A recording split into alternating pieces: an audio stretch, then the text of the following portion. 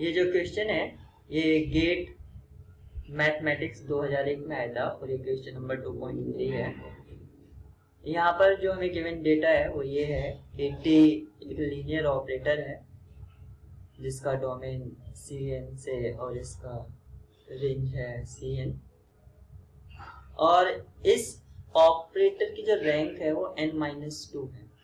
जो रैंक है ये n-2 है। तो आपको बताना है कि 0 is not an eigen value of t, 0 must be an eigen value of t, 1 can never be an eigen value of t और 1 must be an eigen value of t। तो यहाँ पर आपसे आइगन वैल्यू के बारे में पूछा गया है और वो दो ही आइगन वैल्यू के बारे में पूछ रहा है, यानी कि 0 और 1 के बारे में। तो सबसे पहले देख लेते हैं कि यहाँ पर आइगन वैल्यू और रैंक में किस तरह से हम रिलेशन एस्टेब्लिश करेंगे।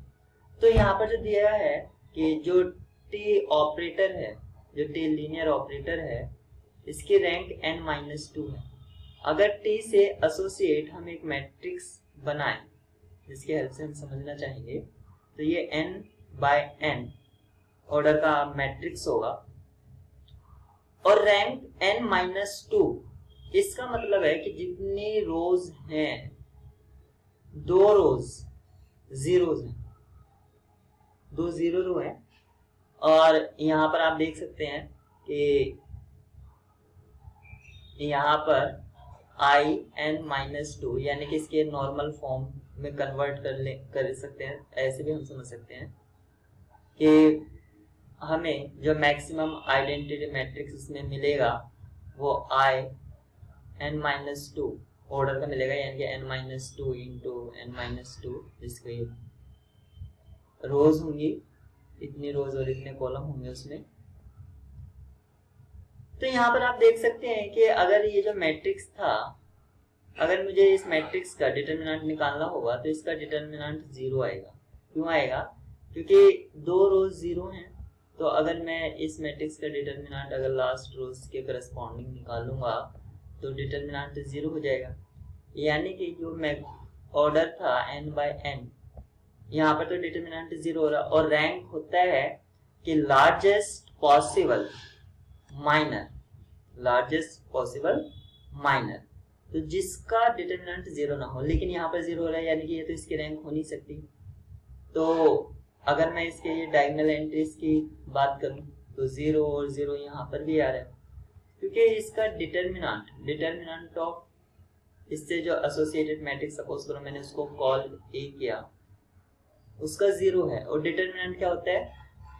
Product of eigen values. Determinant 0 है और डिटरमिनेंट होता है प्रोडक्ट ऑफ आइगन वैल्यूज।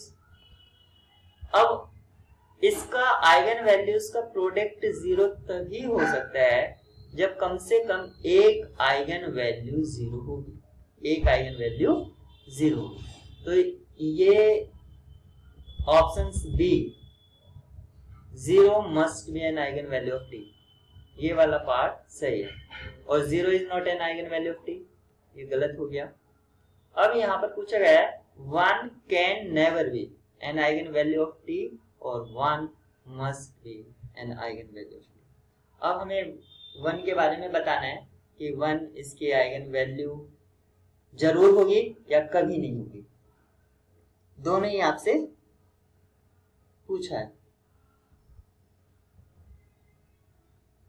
तो यहां पर अगर आप देखें, सिर्फ रैंक की हेल्प से हम ये नहीं बता सकते कि 1 आइगन वैल्यू कभी नहीं हो सकती या 1 उसकी आइगन वैल्यू होगी ही होगी। अब 1 होगी या नहीं होगी, इसको और थोड़ा डिटेल में कर लेते हैं। तो हमसे ये पूछा गया है कि क्या एक जरूर होगी या नहीं होगी, कभी नहीं होगी। तो रैंक की हेल्प से, जो रैंक n-2 है, हमें प्रोडक्ट तो 0 चाहिए था, तो वो तो हम परफेक्टली बता सकते थे कि एक eigen value, 1 of eigen value 0 होगी। लेकिन ये जरूरी नहीं कि 1 आइगन वैल्यू हो और कभी ना हो, यानी कि मे 1 में और मे नॉट भी। may not be an eigenvalue of t। 1 उसकी आइगन वैल्यू हो भी सकती है और नहीं। तो ये सी और डी ये दोनों ऑप्शंस रॉन्ग है। तो सिर्फ बी ऑप्शन इसमें ट्रू था, तो जो बताता है कि 0 उसकी आइगन वैल्यू कंपल्सरी है।